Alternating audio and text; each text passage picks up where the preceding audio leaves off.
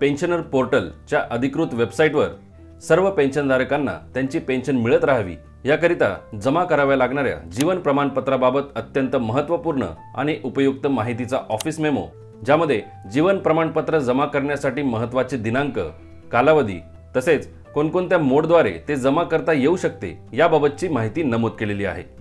सविस्तर जाणून घेण्यापूर्वी चॅनलवर नवीन असाल तर लगेच सबस्क्राइब करा, बेल आयकन प्रेस करून ऑल नोटिफिकेशन सिलेक्ट करा, म्हणजे असेच माहितीपूर्ण व्हिडिओज अपलोड होताच तुमच्यापर्यंत त्वरित पोहोचतील।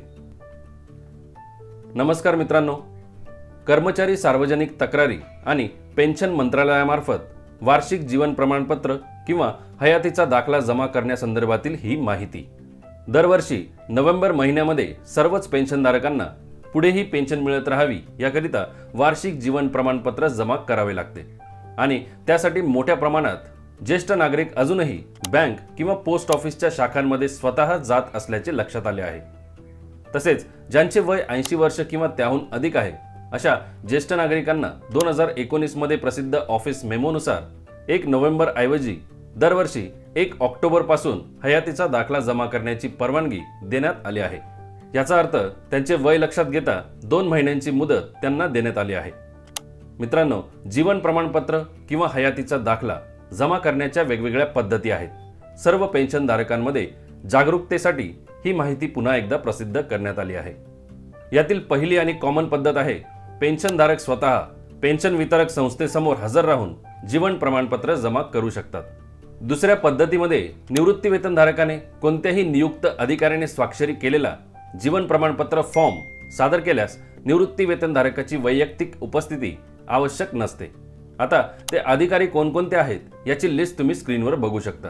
कृपया व्हिडिओ पॉज करून ही माहिती अवश्य वाचा। तिसरी पद्धत आहे ऑनलाईन सबमिशन। जीवन प्रमाण पोर्टलवर जाऊन पेन्शनधारकांना त्यांचा हयातीचा दाखला ऑनलाईन घर बसल्या जमा करता येतो। या पद्धतीमध्ये बायोमेट्रिक डिव्हाइसचा वापर करावा लागतो। मित्रांनो, बायोमेट्रिक डिव्हाइस आणि जीवन प्रमाण वेबसाईटचा वापर करून दाखला कसा जमा करता येतो याबाबत स्टेप बाय स्टेप मार्गदर्शन तुम्हाला आपल्या चॅनलवरील या व्हिडिओमध्ये मिळेल। व्हिडिओची लिंक वर आय बटन आणि डिस्क्रिप्शन बॉक्समध्ये दिली आहे।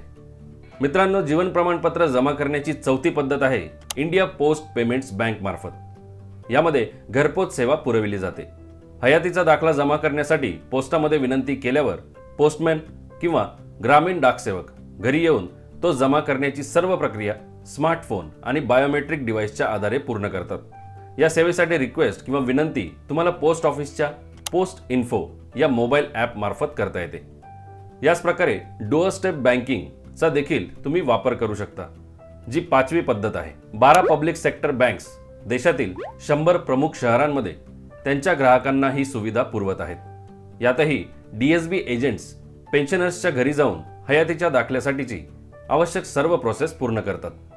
जर डोअर स्टेप बँकिंगची सेवा हवी असेल तर 3 वेगवेगळ्या प्रकारे पेन्शनधारकांना रिक्वेस्ट करता येते। डोअर स्टेप मोबाईल ॲपद्वारे, अधिकृत वेबसाईटवर जाऊन आणि टोल फ्री नंबरवर फोन करून। ही सर्व माहिती स्क्रीनवर उपलब्ध आहे। कृपया व्हिडिओ पॉज करून ती अवश्य जाणून घ्या। यानंतर 6वी पद्धत आहे फेस ऑथेंटिकेशन, जी unique identification authority of India UIDAI यामार्फत सुरू करण्यात आली असून यात आधार नंबर आणि अँड्रॉइड स्मार्टफोनच्या मदतीने पेन्शनरचा लाईव्ह फोटो कॅप्चर करून डिजिटल लाईफ सर्टिफिकेट जनरेट केले जाते व त्यानंतर ते प्रोसेस करून जमा केले जाते। आणि महत्त्वाचे म्हणजे या प्रोसेस संबंधीही सविस्तर आणि स्टेप बाय स्टेप मार्गदर्शन तुम्हाला आपल्या चॅनलवरील या व्हिडिओमध्ये नक्की मिळेल। सर्व स्टेप्स फॉलो करून घर बसल्या हयातीचा दाखला मुदतपूर्व जमा करा आणि तुमची पेन्शन नियमित करा। जय हिंद, जय महाराष्ट्र।